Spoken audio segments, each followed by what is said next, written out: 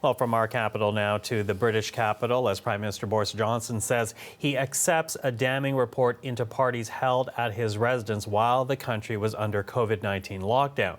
Johnson says he is willing to overhaul the leadership structure that runs 10 Downing Street, his home and his workplace. Whether that's enough, though, to satisfy the British public is unclear. Here is some of what we heard from Johnson earlier today. Mr. Speaker, I get it and I will fix it. And I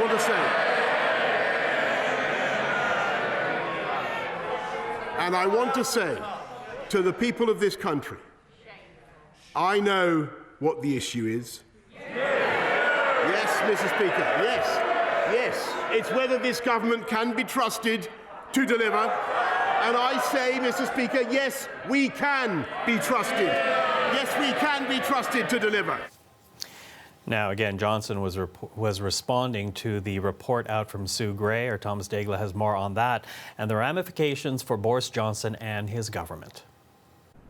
Although this report into the scandal known here as Partygate does not blame Boris Johnson directly, it is still damning for the British Prime Minister. The report by the senior civil servant Sue Gray says that a dozen parties here at 10 Downing Street and other government offices are under investigation by police, and as such, the report could not go into detail about what they found. No text messages, no photographic evidence in this 12-page report, but the conclusions say some of the gatherings in question represent a serious failure to observe not just the high standards expected of those working at the heart of government, but also of the standards expected of the entire British population at the time during lockdown. The report goes on to say some of the events should not have been allowed to take place. One of the events under police investigation, we now know, took place in 2020 during severe COVID measures here in England and took place within the Prime Minister's living quarters here at 10 Downing Street. At the House of Commons, the Prime Minister apologized to MPs and the British public. Here's what he said.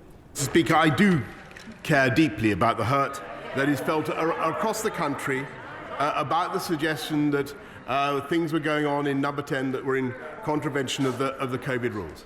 And I understand how deeply people feel about this and how angry that they are. And I've apologized several times, Mr. Speaker. But I must say that I think we should wait for the outcome of the inquiry before jumping to the conclusions that he has.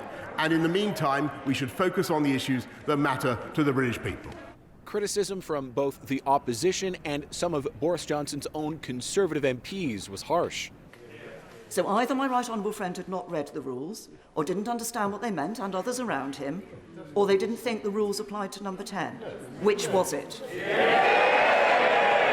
His desperate denials since he was exposed have only made matters worse. Rather than come clean, every step of the way, he's insulted the public's intelligence. And now he's finally fallen back on his usual excuse. It's everybody's fault but his.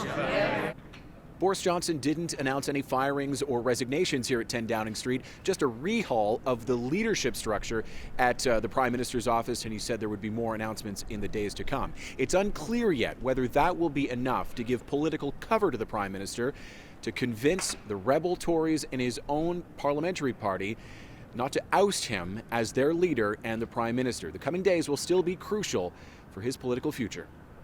Thomas Daigle, CBC News, London.